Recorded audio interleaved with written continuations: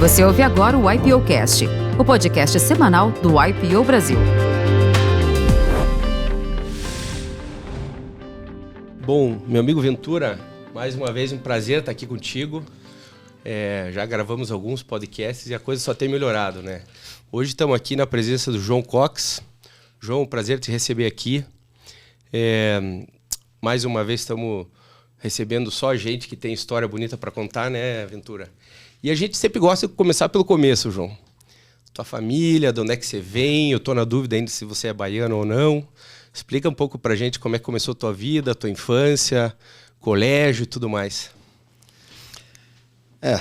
Os baianos dizem que eu sou baiano e não aceitam que eu diga não.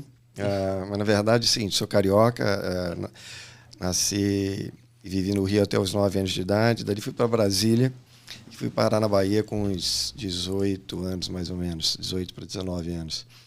Minha mãe é baiana, meu pai, apesar de ser santista, viveu na Bahia. Minha mulher e meus filhos são baianos. Eu acho que um pouco por aí. Fiz o início da minha carreira lá, na Bahia, e depois rodei pelo Brasil todo aí. Mas guardo essa relação forte com a Bahia. Eu acho que é um pouco por aí.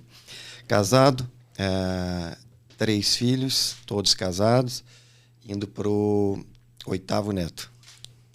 Que maravilha, hein, João? Mas a Bahia, você ficou um bom tempo lá, né? Você se formou lá na Universidade da Bahia, né? Eu comecei a faculdade em Brasília e fiz os 3 últimos semestres na Bahia. Na Bahia eu morei uns 10 anos, nesse primeiro momento, 9 para 10 anos. Dali eu fui para o Rio Grande do Sul, vim para São Paulo, fui para Poa. E de lá, aqui de São Paulo, eu voltei para a Bahia por um espaço curto de tempo. E acabei vindo para cá. Quer dizer, rodei de novo Brasília e Minas e acabei fixando residência aqui em São Paulo mesmo. Ainda tenho na Bahia uma fábrica que eu sou sócio lá já há quase 30 anos, alguns imóveis.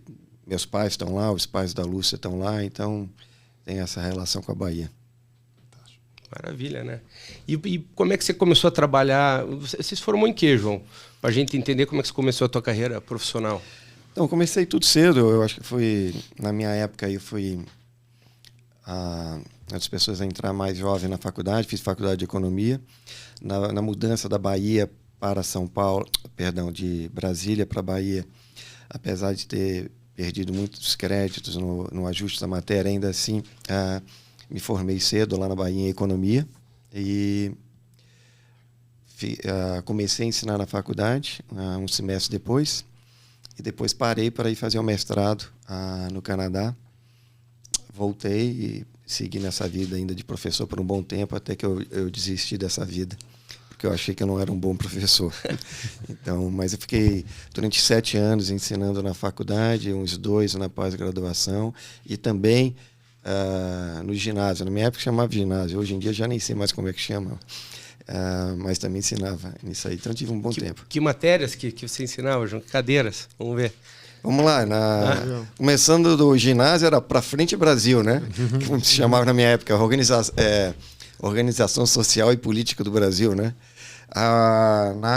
Na faculdade eu ensinava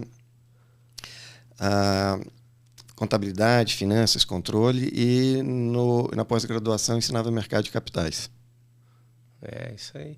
O meu pai também começou a carreira de professor também como um side business assim também e acho que cria na pessoa, né, uma maneira de estruturar o pensamento, de conseguir dialogar, dividir uma ideia, um pensamento. Hoje fica muito claro assim na cabeça dos professores, né? Eu acho que você aprende, né, Gustavo? Você ensina, você aumenta o seu conhecimento, né? Olha, foi um desafio, sempre foi um desafio para mim, porque eu procuro ser muito objetivo em tudo que eu falo e sintetizar muito. Eu me lembro que tinha um livro-texto, né, no primeiro semestre meu na faculdade. Eu fui ensinar, eu tinha 20 anos de idade quando eu era professor e durante, 3, 4 anos todos os alunos eram mais velhos do que eu. Até que eu comecei a achar aluno mais novo do que eu. E eu me lembro que tinha um livro-texto que era o livro do semestre, né? E eu li o livro todo, me preparando para esse primeiro curso que eu dei. Sim, depois da primeira aula eu já falei o livro todo, porque o que eu vou falar agora? Então foi triste. Realmente lamento muito pelos meus alunos esse primeiro semestre. Sofreram muito comigo. Imagino que eles aprenderam bastante com você e sintetizar e ter o pensamento profundo, né? Certeiro, né? Mas aí você continuou depois na Bahia, né? O primeiro trabalho, acho que você entrou numa organização, né? Eu comecei trabalhando no serviço público, tinha 5 empregos, então, como eu falei, dava aula na graduação, no colégio, dava aula na faculdade, aula na pós-graduação.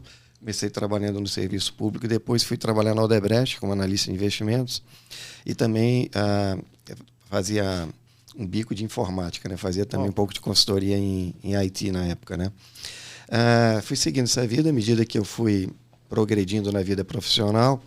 Eu começou a faltar tempo, né? E constituindo família, filhos, aquela coisa toda, eu comecei a reduzindo as atividades, né? E no fim fiquei basicamente ensinando só na faculdade, ainda um pouco, e trabalhando no Odebrecht, até que fiquei só lá no Odebrecht. Na Odebrecht eu comecei como analista de investimentos, a gente estava naquele momento desinvestindo de vários pequenos negócios e concentrando naquilo que era petroquímica. Que ano isso, mais ou menos, João? Poxa vida, vou começar a errar as datas, né? Porque a idade vai começando a... Década de 90, mais ou menos? Não, década...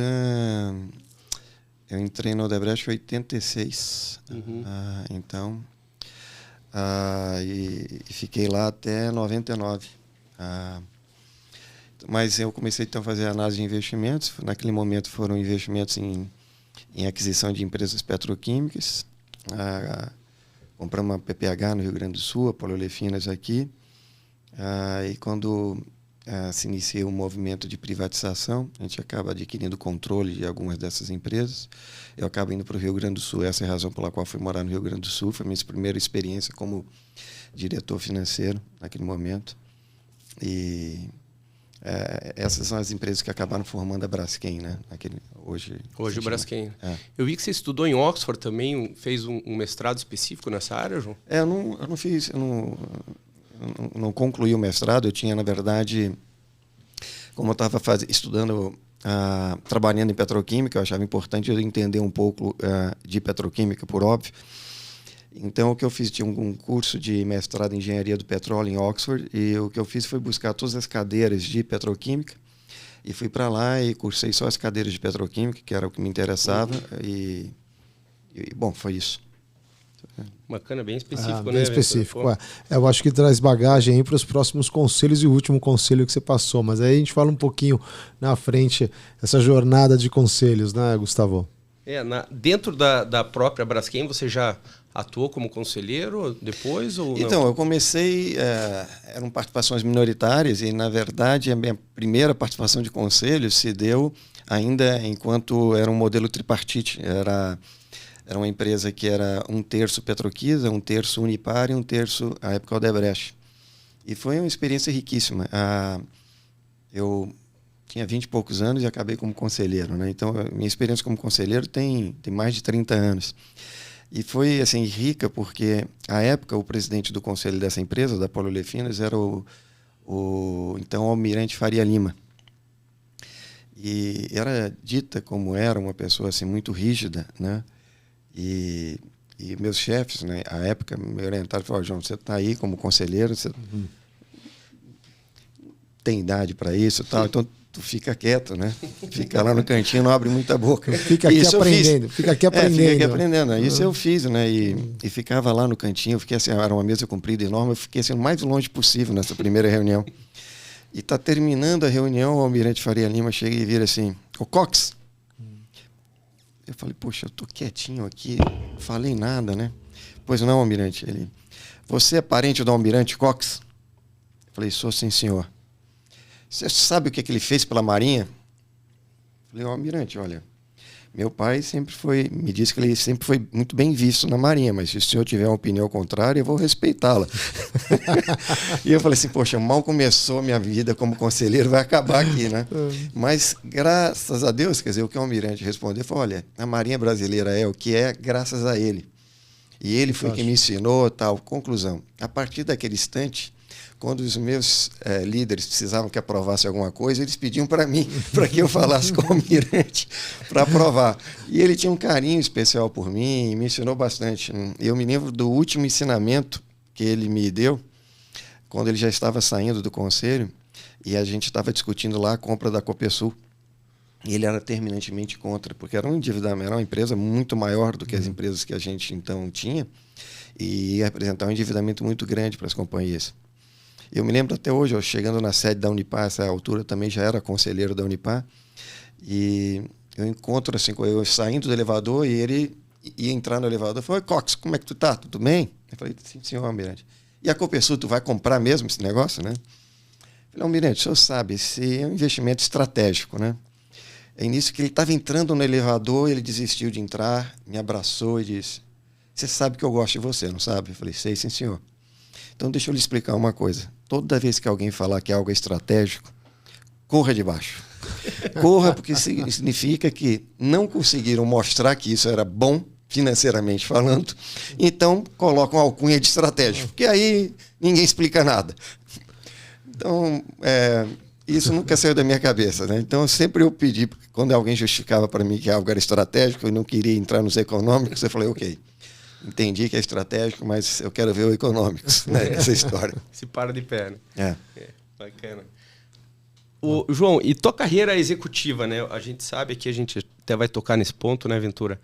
Dos conselhos, você acabou de mencionar 30 anos de conselho, puta, é muita história aí, muita responsabilidade também. Mas quando foi a primeira vez que você assumiu a primeira cadeira de CEO de uma empresa, João? Então, eu comecei antes como CFO lá no Rio Grande do Sul, na PPH, e cheguei jovem também nessa função, tinha 28, 29 anos quando fui financeiro. E eu não sei, eu acho que essas coisas de imaturidade ou irresponsabilidade, né?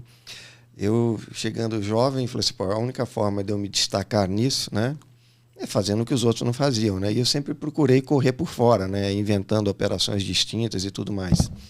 Na PPH, eu acabei me destacando, fazendo operações de cunho de planejamento tributário, que tornaram aquela empresa que era menos rentável do setor em um ano a mais rentável. E aquilo foi importante. Depois, quando juntou com a Polilefinas também, eu fiquei ali na frente como CFO dessa empresa combinada, uma amalgamada. Eu comecei a inventar operações distintas que também foram muito bem recebidas no mercado, foram as primeiras vezes feitas, e rapidamente me destaquei como financeiro. O segundo IPO de uma empresa brasileira, o primeiro foi a Aracruz, há muitos e muitos anos atrás, o segundo quem estava fazendo era eu, e quase todas as regras que por muitos anos a SEC usava para a listagem de empresas brasileiras, acabou acontecendo no meu case lá. Então isso foi me dando a bagagem, uma certa experiência na área financeira, e me fez migrar em várias áreas. A Odebrecht pediu para abrir o capital da holding, depois que desistiu de abrir da petroquímica, depois que desistiu de lá, teve uma mexida no grupo, eu fui para a área de concessões, e lá também acabei fazendo uma primeira vez no mundo que houve uma securitização de dividendos, no caso em tela de uma empresa que sequer existia ainda. Então eram umas coisas bem inovadoras. Isso acho que foi chamando um pouco a atenção, destacando. Eu já estava um pouco querendo ter uma outra oportunidade. Dentro ali, gostava muito do que fazia, mas a área que eu estava de concessões estava por acabar. A área química já tinha uma pessoa que tinha entrado no meu lugar quando eu saí, e não me interessava ir para a área de construção pesada. Foi quando eu tive o convite para ir para a telefonia. No primeiro momento para a Telemig, como CFO. Eu acho que cerca de um ano e pouco depois, me convidam para ser CEO, mas já começa um conflito acionário, então aquilo demorou um pouco mais, mas eu acho que uns 2 anos depois, eu acabo assumindo como CEO da Telemig. E, de novo, eu resolvi me exceder, fazer mais de mim lá. A Telemig até então só competia com a TIM. Naquele momento que eu assumo como CEO, a Oi tinha acabado de assumir as operações, e o primeiro orçamento que o conselho me dá, eu como CEO, eu me proponho praticamente dobrar o EBITDA, aumentar as vendas, aumentar o market share e... Bom, o conselho virou, João, como é que você vai fazer isso? Ele falou assim, bom, se eu não fizer, eu não vou ganhar bônus, né? Então, por que vocês estão reclamando? E o conselho, eu nunca tinha visto isso, falou assim, faz o seguinte, olha, ele me deu um cut de 50 milhões na época, né? Falou assim, se você terminar com 50 milhões a menos, ainda assim você tem o bônus, né? Mas falou assim, eu quero uma coisa, eu quero um tanto assim para distribuir com a minha equipe, né? Se a gente atingir essas metas todas que vocês estão considerando, na palavra de vocês, impossíveis, né? Mas foi um sucesso, a gente conseguiu atingir aquilo dali, aquela coisa, aquela energia, né? Era assim, era impressionante. Eu colocava sempre metas desafiadoras, eu queria colocar para todos vivenciar isso, né? Essa energia de fazer mais, não ter limites, né? Então, eu falava para todos, assim, eu quero cada área, IT, atendimento a clientes, finanças, vocês estejam entre as melhores do mundo. Não quero ser o melhor do Brasil. E a gente, impressionante, de forma impressionante, a gente fazia isso lá na Telemig, conseguia isso. Seja em Investor Relations, estava entre as top 3 da América Latina, em atendimento a cliente, a gente fez um software... atendimento a cliente a gente foi escolhido, não em telefonia, no Brasil inteiro, e sendo uma empresa de telefonia, imagino como isso é o desafio, o melhor atendimento ao cliente no Brasil inteiro, concorrendo com todos os setores. Em IT, a gente ficou em Londres numa final entre os 3 melhores softwares também de gestão. Viver essa coisa com intensidade era muito legal. Vivi isso até um ponto em que, lamentavelmente, o conflito entre os sócios tirava também essa minha energia, né?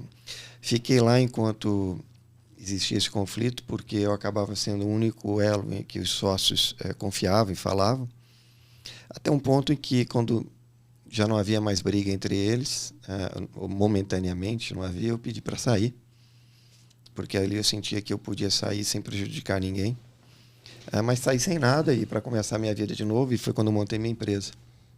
E a ideia era montar uma empresa de consultoria de investimento e assessoria, e comecei a fazer isso, mas acabei sendo um dos primeiros clientes que eu tive foi o seu José Safra, e o objetivo era fazer um turnaround numa empresa de telefonia lá fora, que acabou se tornando numa transação de venda daquela empresa, que acabou chamando a atenção do Slim, e eu acabei indo parar na Claro. Os mexicanos, né? Os mexicanos. Originalmente era para ficar 3 anos, acabei ficando 4 anos, até que eu tomei a decisão de novo de sair e voltar a tocar meu negócio. Mas, Gustavo, me chamou a atenção um pouco, João, do jeito que você falou do time, né? Da forma de conseguir objetivos sempre acima do esperado, uma expectativa além. Como é que você vê o seu estilo de gestão? Assim, em termos corporativos, CEO liderando, a formação do time, a habilidade. Como que você definiria a sua visão de gestão dessas companhias? Porque elas foram realmente excelentes. Ganhar o prêmio de melhor atendimento em telefonia ainda, né, no Brasil, e depois aquele momento inicial dos celulares e da expansão das linhas fixas e as linhas de celulares. Eu acho que você tem um estilo muito energizante aí, né, para colocar, né? Team builder, né? Como você vê isso? Ventura, eu acho o seguinte, tem uma coisa que é o discurso, né, que todo mundo faz, né? Eu costumava dizer, assim, eu costumo dizer, você não vai em nenhuma empresa e tem lá assim na missão dela tratar mal o cliente, né? Todo mundo fala tratar bem, mas tantas e tantas empresas tratam mal. Porque, na verdade, uma coisa é dizer, a outra coisa é fazer, a outra coisa é praticar, né? E eu sempre falava e buscava praticar. Eu acho que você conquista as pessoas com a mente, com o bolso, como a maioria, mas fundamentalmente com o coração, né? E mostrando verdadeiramente que você está fazendo aquilo que você pratica, né? Que você está agindo daquela forma, mostrando que você tem interesse genuíno em que as pessoas cresçam e que as pessoas tenham uma experiência de vida única, né? Então eu tenho um pouco dessa coisa de me auto-energizar, e eu buscava energizar todos, né? Eu mostrando o seguinte, cara, você tem condições de fazer algo diferente. E isso não é para mim, isso vai ser para você e para a sua história de vida, né? Então, tinha vezes, por exemplo, eu tive empresas que não remuneravam bem, quer dizer, a política do acionista, o corporativo, afinal das contas, eu sou favorável a que todo mundo ganhe muito bem, mas tinha condições que estavam além do meu alcance, porque eram decisões de acionista. Mas eu chegava para as pessoas e falava assim, olha, já que você não vai ter tanto dinheiro quanto poderia ou deveria ter, que tem uma experiência de vida inesquecível, inigualável, e que possa servir para o seu currículo, para a sua história, né? Pega, por exemplo, na Claro, a gente, quando entrou lá, era uma empresa que estava perdendo o market que vinha de antes. Quando era, antes de ser amalgamada, ela era segundo em cada um de seus mercados. Quando fundiu, começou a perder market share, era terceiro, indo para lá.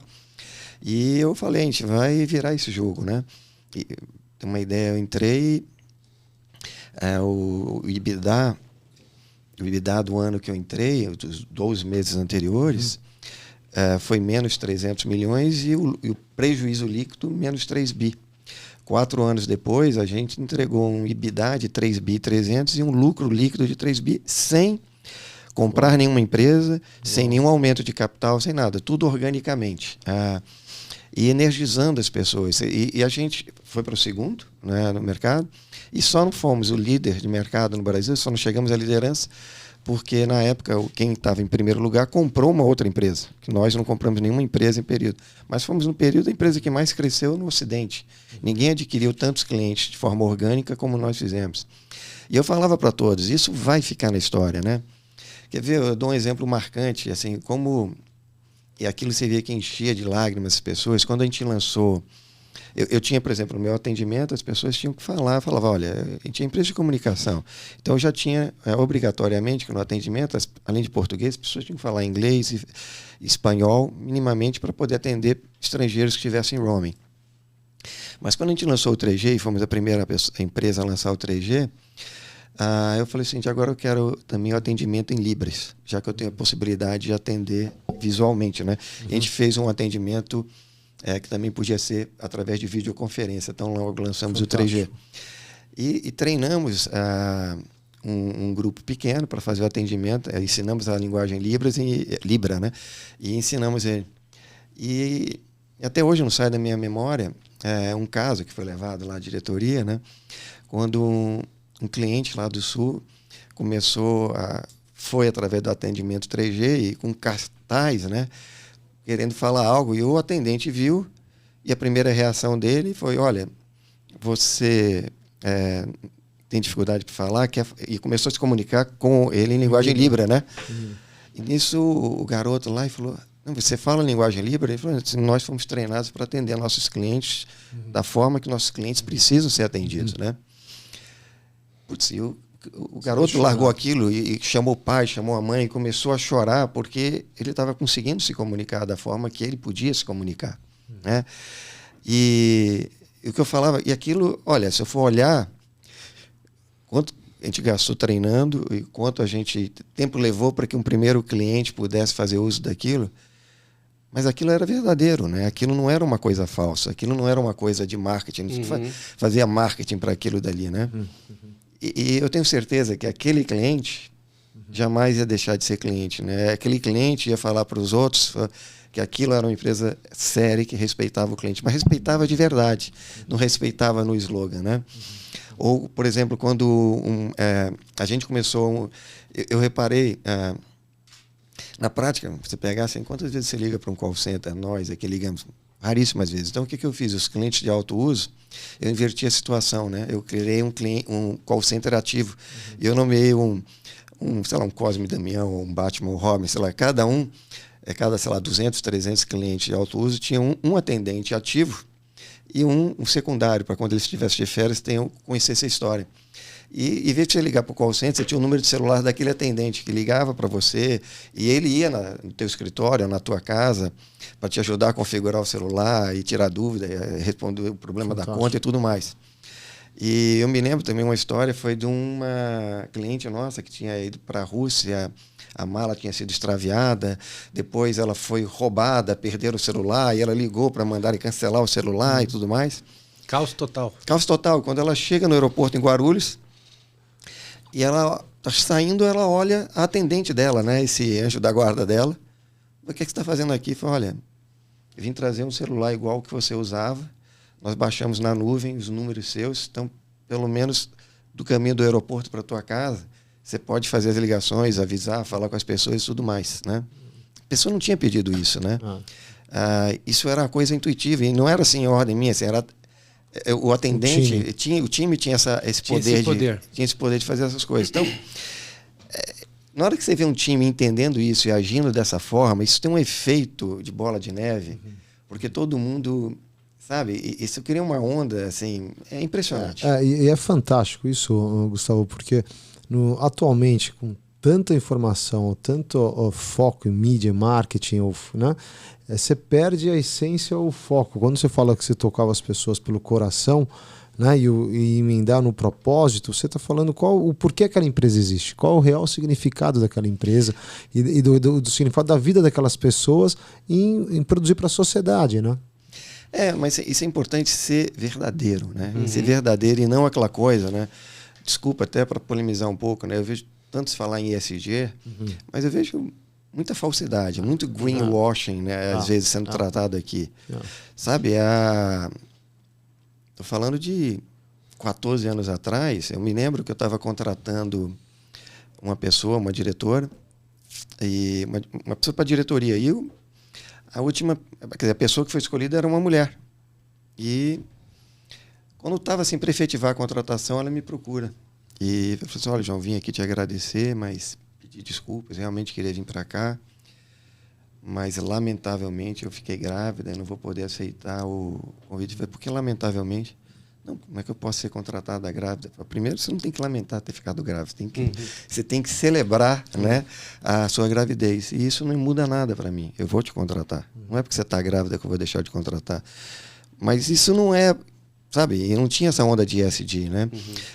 Assim como a gente... De novo, eu peguei uma sala lá do escritório e transformei num ambiente bem acolhedor para que as mães que voltassem e ainda estivessem amamentando, pudessem amamentar lá, tivessem suporte para que os bebês ainda ficassem lá com atendente, alguém para cuidar.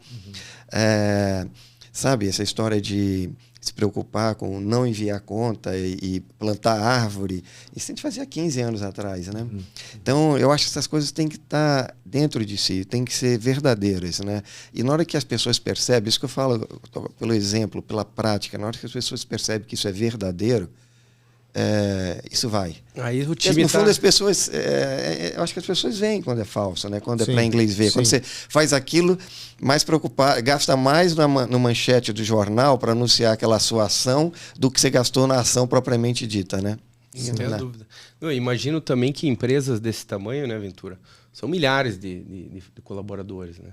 E você poder criar uma estrutura e empoderar as pessoas para que eles tenham capacidade de tocar o barco mesmo e fazer com que a coisa aconteça dentro desse propósito, esse que é o bonito das organizações. Por exemplo, eu fazia o seguinte, é muito comum trimestralmente as empresas soltarem um press release, né, e fazerem a conversa com os analistas, né, e eu cheguei também, esse era o script. Aí depois a imprensa eu falei assim, não. Primeiro é o seguinte, a gente vai soltar o press release de noite, né, depois que o mercado fecha, para ter a conversa com os analistas no dia seguinte, antes do mercado abrir, ou depois, e ter a conversa com a imprensa. Mas, gente, hoje de noite, junta todos os funcionários, eu vou falar com eles. A primeira pessoa que eu tenho que prestar satisfação são as pessoas que geraram o resultado. E vamos dividir com eles a glória ou a tristeza dos resultados não alcançados, entre nós. Depois a gente fala com o banco, com o analista e com a imprensa, mas primeiro entre nós. E botava todo mundo. E não é assim, diretoria, gerência. O desafio era, hoje é tudo fácil, com Zoom, com isso e tal, mas não tinha. Então eu juntava assim, botava presencial o máximo que dava e com um link, às vezes pegava um link dia 1 e jogava no escritório, lá no outro canto, botava lá, juntava também numa sala o máximo de pessoas para poder ter esse momento, né? E não sei, eu acho que é isso. Eu acho assim, eu adoro... Acho que a melhor coisa que o ser humano pode fazer é servir, é ajudar o outro, ajudar o próximo. Então, se de alguma forma o seu propósito permite que alguém evolua, alguém cresça, poxa, isso é sensacional, né? Não tem nada melhor do que isso. É um grande legado, né, João? Isso acho que é um grande legado de vida. Quantas pessoas se impactam e impactou com esse pensamento, com essa forma, e não um pensamento, a ação, a execução mesmo, né? Mas não assim eu tenho um pouco esse termo legado, que ele parece assim, uma coisa... Eu luto muito com... Eu acho que o nosso maior desafio, o nosso maior inimigo é o nosso ego, né? E eu acho que a gente tem que... Você tem que ter um pouco de vaidade, porque senão você não vai se vestir direito, não vai falar direito, sei lá. Mas chega um ponto que ela é danosa, né? Assim, eu tenho um pouco... às vezes, sei lá, quando a gente fala legado... Lembra no sentido daquele... Eu quero ser lembrado. Eu não sei, eu não... Eu quero ajudar os outros, não precisa estar assim na frente, sabe? Na mentoria, está no esporte, né? Mas eu acho que a coisa fica pelo exemplo, né? Eu acho que o legado é isso, é o legado reconhecido despretensiosamente, sem a pretensão, né? Que você deixa um rastro de luz, né? Por onde você passa, por onde você... o team building que você fez, o efeito que você faz, consciente ou inconsciente, mas não pela como você bem colocou, né? Acho que o ego, né? Acho que é muito mais o seu propósito de servir as pessoas, ajudar elas a se desenvolver, né? Eu acho que é mais propósito do que legado para mim, isso aí.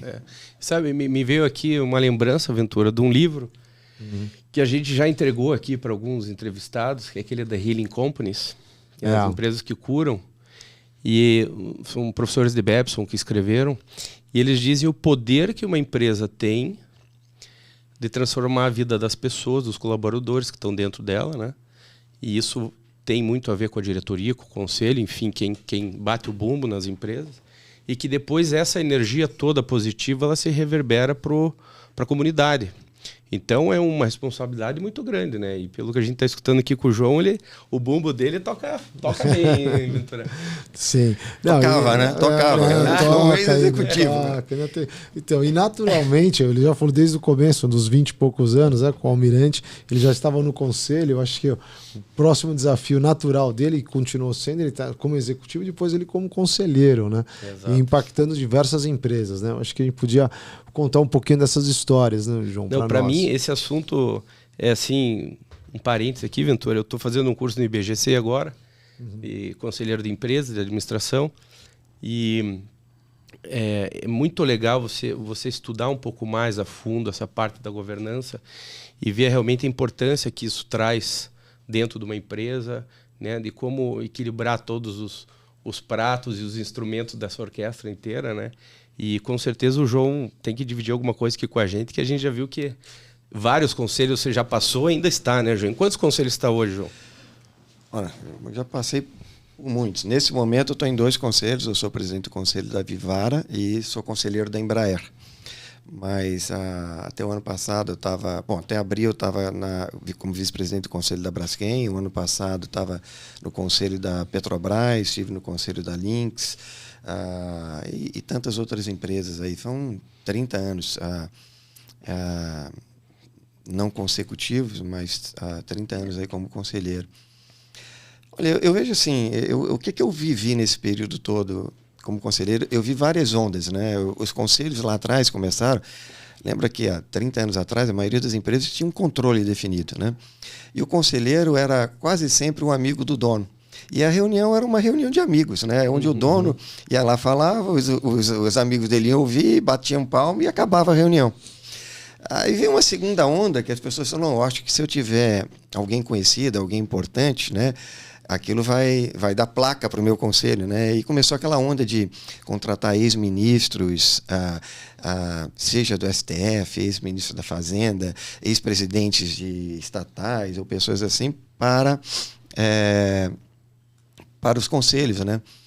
E sem demérito, não estou falando com nenhum demérito a essas pessoas, né?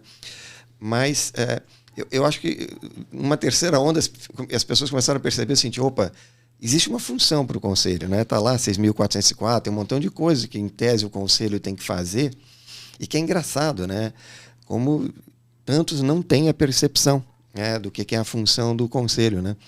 E aí aos poucos começou a se popular o conselho com ACOs, ACFOs, né? Pessoas que tinham alguma experiência profissional e começavam a contribuir um pouco com isso daí. E na medida que começou a ter os grandes problemas que as empresas enfrentavam e viram que a ausência de controles e processos, principalmente ao nível de conselho, acarretavam, é que começou, então, uma sofisticação maior dos conselhos. E os conselhos passaram a ter que se organizar com comitês, ter processos, ter agendas estabelecidas, recorrentes, olhar mapa de risco, e olhar tantas outras coisas, né, que não olhavam antes, né? Eu acho que você começa a viver um nível de maturidade muito maior. Mas o que é curioso é, assim, tantos conselhos que eu passei, é que não existe um conselho igual ao outro. Começa porque a quantidade de membros que tem um conselho varia em relação ao outro, e ainda que você tenha uma mediana. A formação dos conselheiros, né, que estão lá, né, se a empresa tem controle ou não tem, a cultura da empresa, né? Então são experiências as mais diversas, né? O que eu procuro sempre, ao entrar no conselho, é entender que estágio ele está, e entender que não é uma receita de bolo, sabe? Você chega assim, você tem que fazer isso, né? Mas ajudar as empresas a caminhar naquele sentido, né? No sentido de aumentar a governança delas, né? E o que eu sempre digo, olha, a governança é cara. A governança não é barata, mas a ausência dela é muito mais cara, né?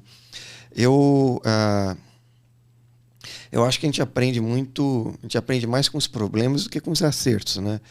Eu tive, nesse sentido, sorte, né? Ter trabalhado em empresas que tiveram problemas, né? Ainda que eu tenha entrado depois que os problemas tiveram ocorrido, né? Mas eu enfrentei casos de FCPA, né? Em empresas brasileiras que tiveram, portanto, que responder ao Departamento de Justiça americano e a CVM, CVM americana, a SEC, né? E você vê o quanto custou aquilo, né? E se tivesse tido uma governança apropriada, o quanto teria poupado, né? Eu me lembro já num outro exemplo menor, né, numa empresa que não tinha auditoria interna, e eu insistia com muito cuidado a necessidade de ter uma auditoria interna, até que, mais que para me atender e me satisfazer, o controlador acabou botando, né? E deu sorte que botou uma pessoa muito competente, e essa pessoa, toda vez que vinha para o conselho, para a reunião do comitê de auditoria, e depois para o conselho, ela mostrava lá no processo de auditoria interna o que tinha achado de problema, e mostrava o que tinha perdido de receita ou tinha pago a mais de despesa por erros de processo, né? E eu chegava para ele, assim, com todo cuidado, para não parecer, eu te disse, né? Mas eu mostrava para ele o seguinte, olha, já se pagou várias vezes, né? Com que, ao consertar os problemas, os buracos que a gente tinha aqui, ó, quanto já se pagou, né?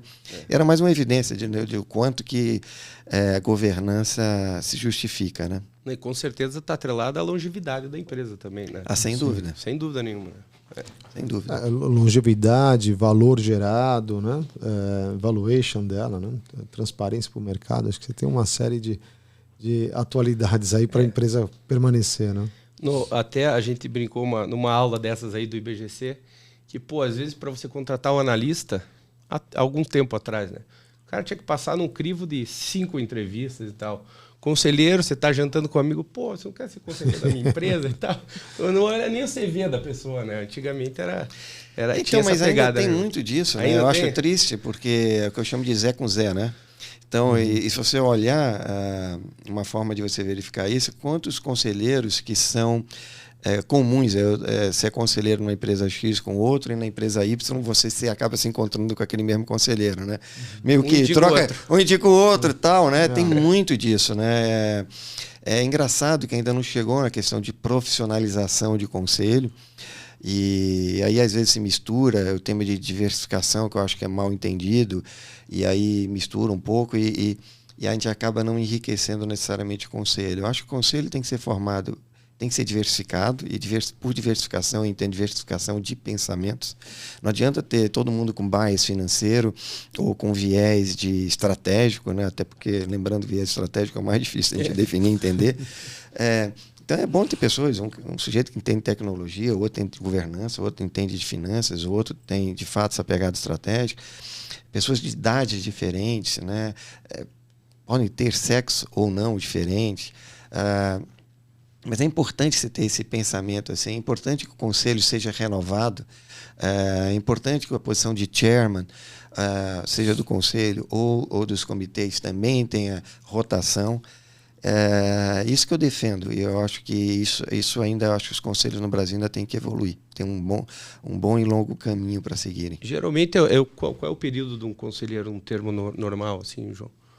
Você diria 2, 3 anos? Não, os mandatos, normalmente, eu diria que a mediana do Brasil, o mandato na distribuição normal, está lá em 2 anos, normalmente são os mandatos conselheiros.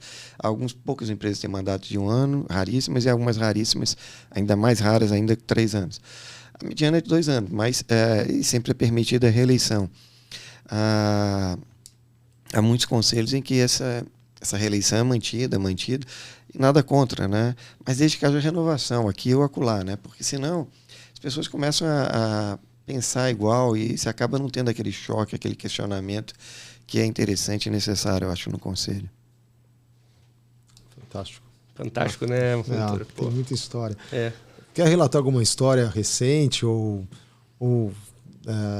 desafios que você teve no conselho? Acho que algumas peculiaridades, João. Olha, desafios sempre tem, né? Mas como eu disse, eu acho que são diferentes, porque cada empresa é diferente, né?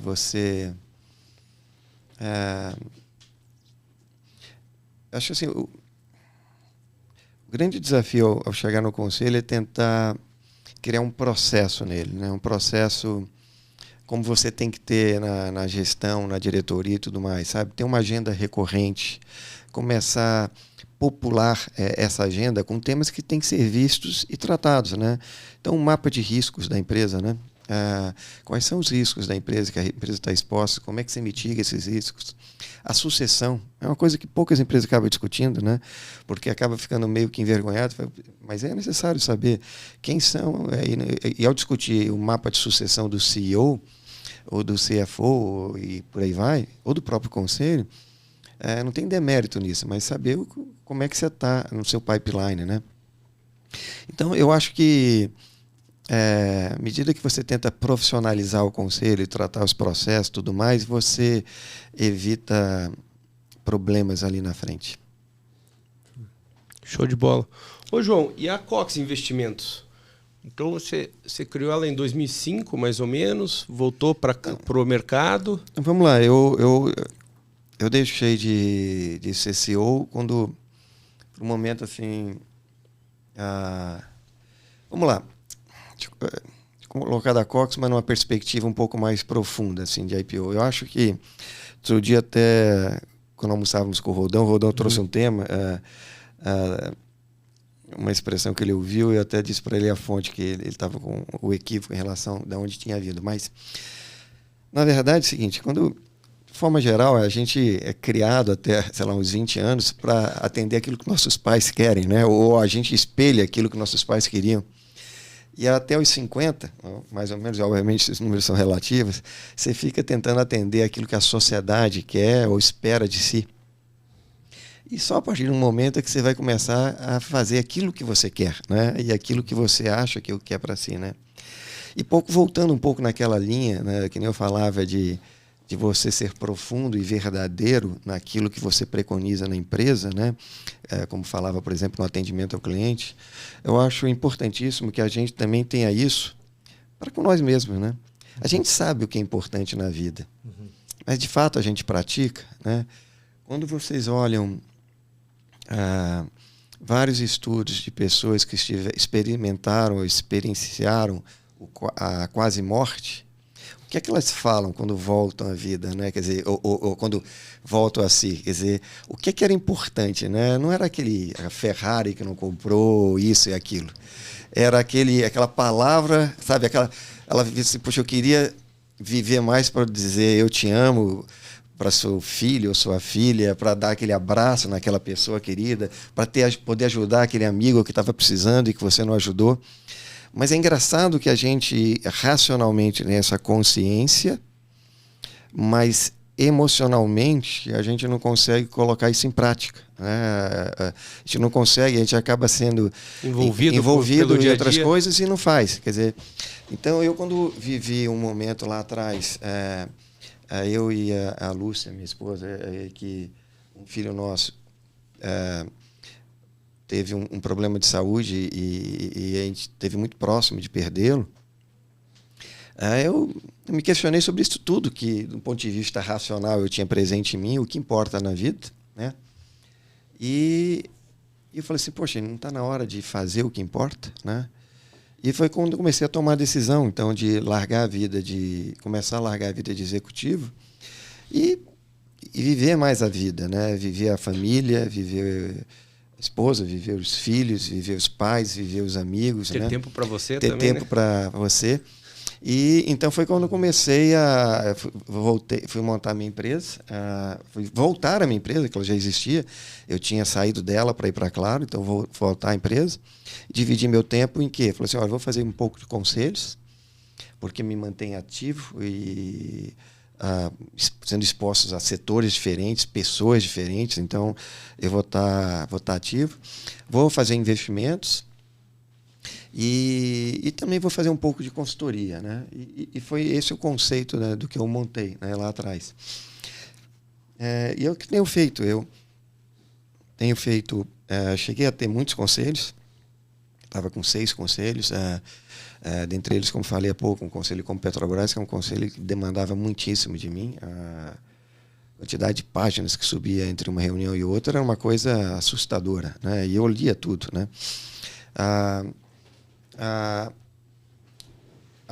Tem a parte de investimentos que também, em dado momento, assim, logo quando eu saí da Claro, eu resolvi investir em tudo, né? Acho que foi aquele momento de libertação, então eu investi no Tropa de Elite, o filme, investi em distribuição direta e tantas outras coisas, na parte imobiliária que eu gosto. E comecei também um pouco de consultoria. Aos poucos eu fui reduzindo e mudando um pouco o escopo, né? Então, fui reduzindo a quantidade de conselhos, estou em 2, como disse. Na parte de consultoria, eu funciono muito mais como um trusted advisor, eu não procuro muito clientes, quer dizer, quando os clientes me procuram e eu acho que eu posso atendê-los, eu assim atendo eles e presta um serviço diferenciado, né? E o que me orgulha disso é que todos esses clientes são clientes por 10 anos ou mais, né? Tinham associações que eu tinha e não vou citar nomes por respeito, bancos da Faria Lima, top 5 do Brasil, e o cliente tirar o banco para ficar só comigo, ou dizer para o banco que quem lidera a transação sou eu, por uma questão de respeito e tudo mais, né? E na parte de investimentos, aos poucos eu fui reduzindo e focando. Tenho ainda a fábrica de plástico na Bahia, mas os meus investimentos são fundamentalmente na área imobiliária. Invisto em corporação aqui e um pouco lá em Portugal, né? Investi um pouco nos Estados Unidos e em Portugal. Então é o que eu tenho feito. E o tempo que resta eu uso para fazer esporte e mentoria, né? Pro bono, sempre que posso.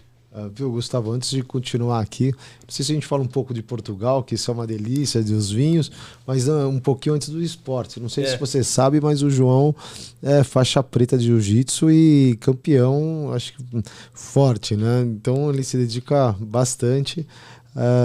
Esse é um lado que você praticou mais aí a partir de 2005.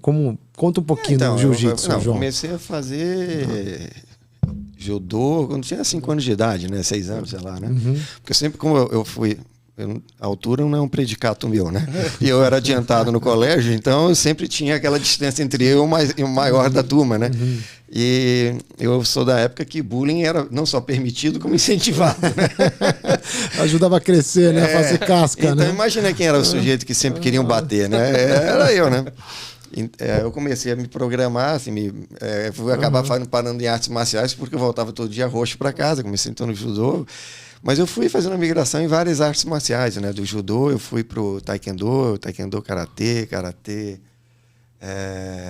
aikido, voltei aí depois pro karatê, boxe, capoeira, aí voltei pro judô depois também e aí sei lá, eu acho que quase 8 anos atrás, eu falei assim, puxa, né? Eu tinha sofrido um acidente de moto e estava fazendo academia, eu detesto fazer academia, né? E aí, de novo, aquelas coisas simples da vida, as coisas mais importantes da vida e melhores são simples, né? E alguém me perguntava assim, eu falei, poxa, eu estou engordando, feito uma paca, né? E não gosto de fazer isso. Eu falei, o que é que você gosta de fazer? Eu falei, eu gosto de fazer artes marciais. E eu falei, por que você não faz? Eu falei, ué, por que eu não faço, né?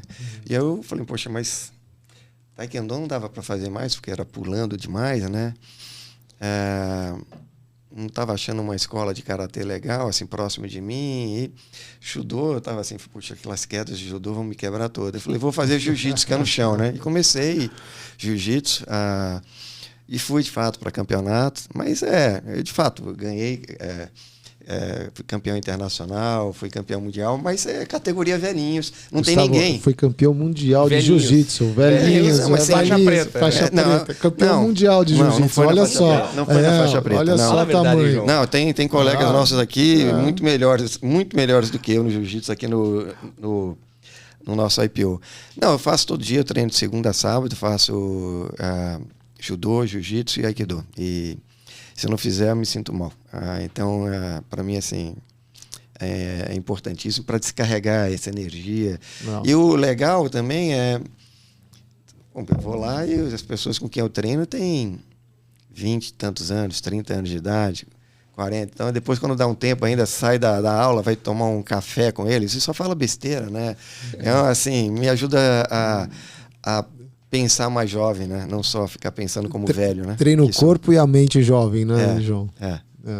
Muito bom. Não, então, cuidado, hein, Gustavo? Faixa preta campeão mundial. Bem que tá do outro lado da mesa aqui. Nada disso. Quando não tem muita gente na competição é fácil, né? Tem essa também, mas só de ir tá louco. E aí tem uma coisa deliciosa, né?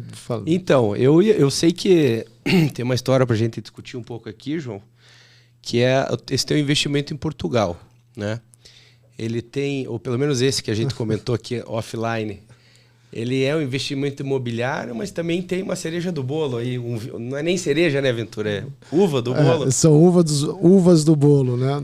Esse é um... Como é que é esse projeto, João? Como é que surgiu essa ideia?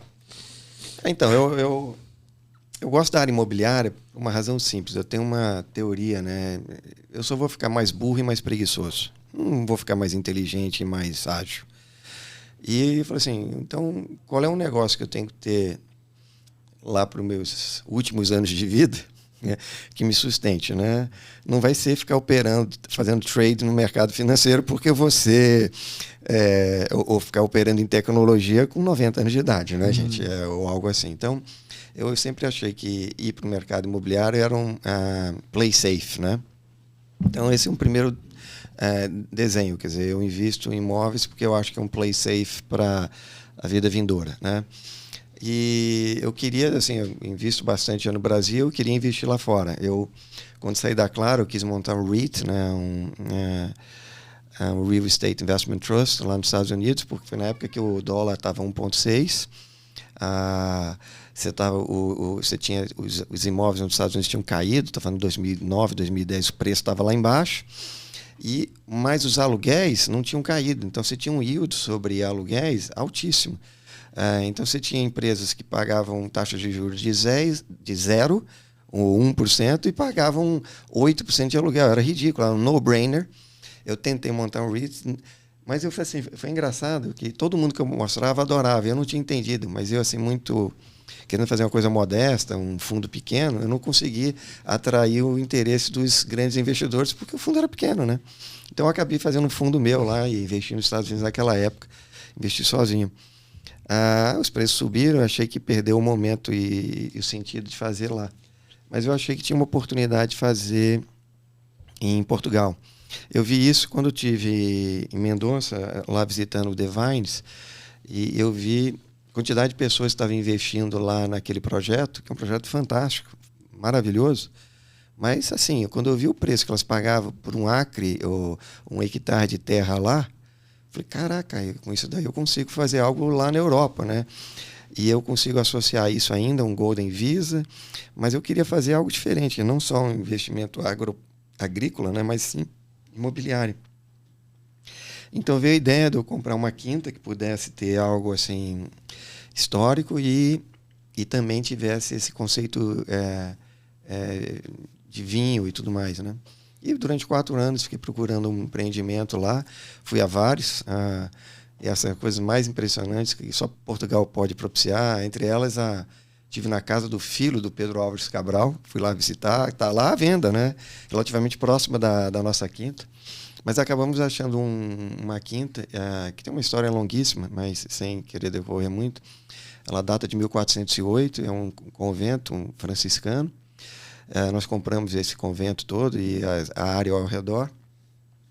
E vamos restaurar o convento, restaurando toda a parte sacra e a parte não sacra, preservar por fora como era, e por dentro fazendo habitação moderna, né?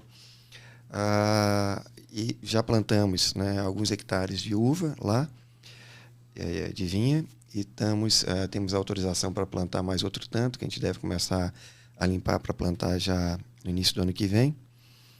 E a ideia é essa, né? Vai ter um hotel também lá, estamos agora procurando um operador para o hotel, porque não pretendemos operar o hotel. Então a ideia é assim, um condomínio que vai ter casas, as pessoas podem colocar na gestão hoteleira ou não. Vai ter o hotel também, com um pouco de serviço lá.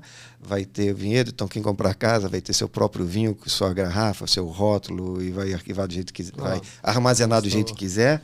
Tem um campo de caça dentro da quinta, tem quadra de tênis, tem trilha, igreja, capelas com a azulejaria portuguesa dos grandes mestres portugueses. Quer dizer, é uma experiência bem interessante. Está sendo um projeto muito longo, porque o processo de aprovação disso tudo tem sido muito mais complexo do que imaginávamos, mas tem me dado um prazer enorme. Quer dizer, é onde eu tenho dedicado meu tempo e minha alegria. Quer dizer, eu tenho buscado um Golden Visa, eu tenho um Golden Visa e estou buscando a cidadania portuguesa.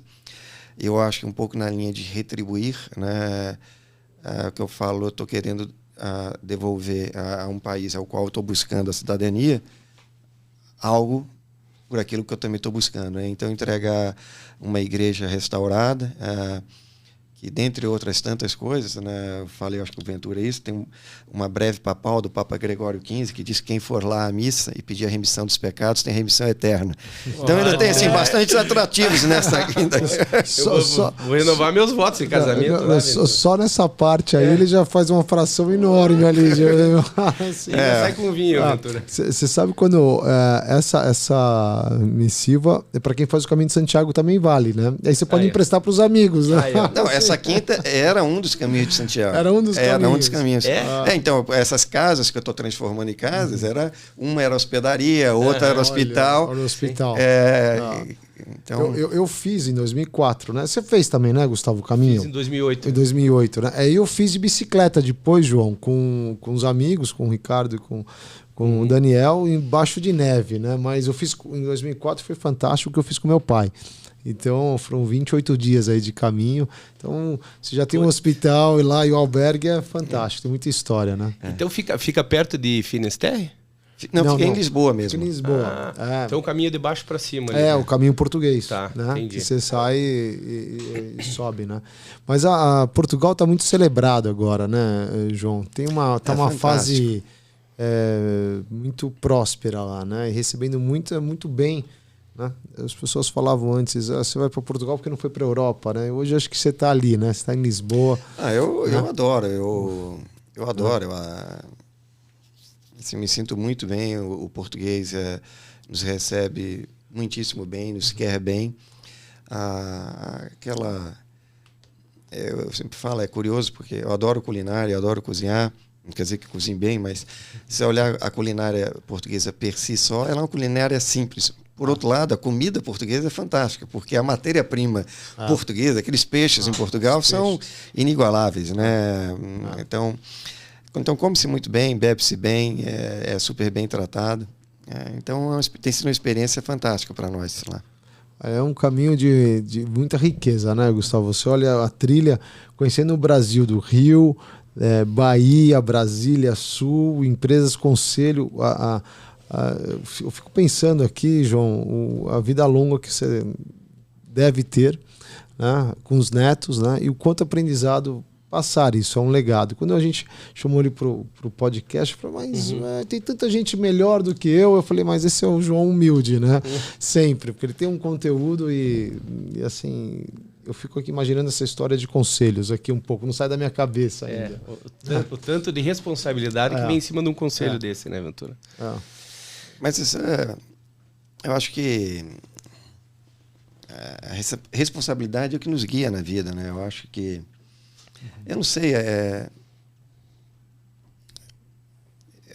a vida é tão simples, né, gente? A vida é simples, a vida é viver bem, né? É se alimentar bem, é fazer exercício, é fazer o bem, mas fazer isso tudo de verdade, né? Não é da boca para fora, né? É ajudar os outros, quer dizer, sabe uma coisa assim que às vezes eu me sinto assim mal, às vezes eu faço muito pro bono e tanto quanto eu possa, né? Se eu tenho espaço livre na minha agenda, alguém pede para conversar comigo, e aí às vezes chegam pessoas, às vezes me mandam uma lembrança ou uma coisa dessa, ou fica agradecendo tanto, e eu falo assim, poxa, quem ganhou o presente fui eu, né? Porque me dá tanto prazer ajudar os outros. Não sei, acho que a vida é simples, eu acho que tem que ser bem vivida. Uma maravilha, hein, Ventura? E nem falamos muito do YPO, mas o YPO prega muito isso também, né? Verdade. Putz, como a gente o quanto a gente se entrega para o YPO, o quanto ele nos devolve, né? Então, por exemplo, esse canal aqui, o podcast, João, para a gente é uma alegria, né? Ter trazido até aqui, né, esse canal e ter a oportunidade de escutar e dividir com muita gente várias histórias, lições, corações abertos, né? Pessoas se emocionando aqui nas entrevistas. Putz, isso não tem preço também, né, Ventura? Sim. E como é que foi o YPO para você, João? Quando você entrou, o que você impactou na sua vida ou não? Ou você impactou o YPO? Conta um pouquinho. O que significa esse universo? Eu entrei no YPO na prorrogação do segundo tempo, né? Já estava assim no limite da idade que podia entrar. E estava coincidindo com a minha saída da Claro. Olha, foi muito importante para mim. Eu conheci pessoas fantásticas, esse espírito que está presente em inúmeras pessoas no YPO, de fato de querer ajudar, de servir. Foi importante não só para mim, eu acho, como para minha esposa e para os meus filhos. Eu acho que todos nós ganhamos com o YPO, aprendemos com o YPO, vivemos. Quer dizer, eu enquanto fui demandado, eu busquei devolver para o YPO. Eu fui chair de eventos lá fora, fui chair de educação, fui chair do capítulo aqui. Então, enquanto me pediram, eu pude. Eu prestei serviços ao YPO, fiz mentoria também, sempre que pude. Teve um período que estava complicado e para fazer mal feito, eu dei uma parada, porque já não estava conseguindo mais espaço na agenda. Mas eu sou muito grato ao YPO e àqueles que me indicaram e poder fazer parte dessa família. Ótimo. Não tenho dúvida. Bom, Ventura, estamos chegando no nosso fim. Que bom acabar com o YPO, que é sempre coisa boa, notícia boa da gente discutir, né? E a gente trouxe aqui para o João um presente, né, Ventura? João, a gente estava pensando o que comprar agora para as próximas entrevistas que vamos fazer aqui nos próximos dias. Pensamos em biografias. E nos veio o nome do André Agassi, né? Então, é um cara que tem uma força mental gigantesca, né? Bateu bola por muito tempo com muita dor. Eu li alguma coisa aqui do livro dele já e ele conta alguns detalhes, assim, a maneira que ele narra é muito bacana. Ele vai no detalhe do detalhe das coisas e parece até um cara profissional, um narrador profissional falando, né? Mas como ele tinha que fazer um trabalho mental para entrar em quadra realmente focado e deixar todas as dores que ele tinha nas costas, no joelho e tudo mais. Isso foi o que ocasionou ele parar de jogar também. E isso o levou a primeiro do mundo por vários anos aí e tal. Então, João, com muito carinho nosso aqui. Obrigado. uma biografia a mais para você ler, espero que você não tenha lido. É esportista que nem você. Aí. Então, isso me traz à mente, assim, eu acho, uma mensagem. Eu acho que essa história de esporte, vida executiva, uma coisa que Ventura também fez artes marciais, fala de mim, mas ele sim é um faixa preta e karatê. Uma coisa que você aprende com as artes marciais, isso é a questão da resiliência, né? É a questão da honradez, da preocupação com os outros, né? E me vem o último caso, né? Eu acho que eu comentei, acho que não foi contigo não, mas foi recentemente, não sei, alguém me perguntou, eu estava fazendo uma certificação de judô. Poxa, eu já não estava mais na idade de fazer isso, né? Porque o Ito tinha 20 e poucos anos. E era assim, era um fim de semana, 8 horas no sábado. Aliás, foi no dia do almoço na tua casa. Almoço em casa. A tortura maior era no intervalo parar, vendo todo mundo comendo churrasco, bebendo vinho e eu lá tomando pancada, né? E assim, né? E assim, foram 8 horas no sábado, 8 horas no domingo. Deve ter tomado umas 1.500 quedas, né? Nesse período, assim, nesses 2 dias, né? E muitas caí errado e machuquei bastante, né? Mas... E depois assim, na hora que chegou assim, no intervalo, no almoço em casa, né, porque teve um pequeno intervalo, foi no meio da manhã, quando eu ficar vendo os vinhos lá, todo mundo fez, já estou chegando, Ventura, já estou chegando. E aí, quando cheguei no almoço em casa, né, eu acabado, dolorido, né, não sabia mais aonde, né. E falei assim, pô, o que eu estou fazendo aqui, né, não vou voltar, né.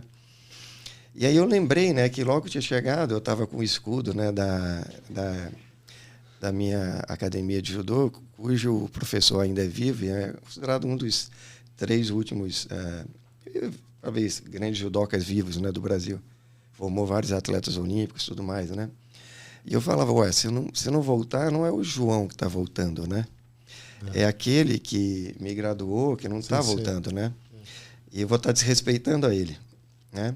Então, eu voltei com dor, muita dor, durou algumas semanas, mas voltei. Então, uma coisa que eu acho que a questão de artes marciais acabou me ensinando muito, né? Essa história da humildade, né? Porque você acha que você é o bacana, vai lá e luta. Se você ganhar, você é o bacana. Se você perder, você não é o bacana. Até tomar o primeiro tapa, né? Não, assim, não no sentido assim, da agressividade, né? No sentido que é como qualquer esporte, 1 para 1, tênis, você é o bom, você ganha. No esporte coletivo isso não é tão evidente, no esporte de 1 a 1 né? No esporte individual. Então eu acho que te ensina humildade, te ensina resiliência, te ensina um pouco de honradez, quer dizer, o que você estava falando desse livro que ainda não li, né? Do André Agassi, é um pouco isso, né? Ele está com dor, mas está lá, né? Aguentando a dor, superando a dor, para atingir aquela meta que ele se propôs, né? Que bom. Obrigado. João, de nada, um prazerzão, né? Ventura, condições, comentários finais? Não, eu acho fantástico aqui, Gustavo. Eu agradeço o João. Ele ficou um pouco receoso de estar aqui com a gente. Falei, João, você tem muita história e vai ser fantástico. Eu agradeço muito. Acho que é uma formação de professor, de empresário de coração, né? Essa parte me tocou muito. Bonito, me tocou muito, né? Porque eu acho que é isso, é ser original, ser verdadeiro, né? Ser a vida, né? E a parte de artes marciais e o final que é o que eu amo, que é a minha terrinha lá do meu pai. Minha mãe é galega, meu pai é do sul de Portugal. Então, eu espero que a gente tenha a vida longa e aproveitamos muito esses vinhos que vão sair dessas videiras novas lá, viu, Gustavo? Obrigado, João. Obrigado, João. Foi um prazer. Obrigado a vocês. Obrigado. Não deixe de escutar os outros episódios do YPOcast, disponível em todas as plataformas de streaming.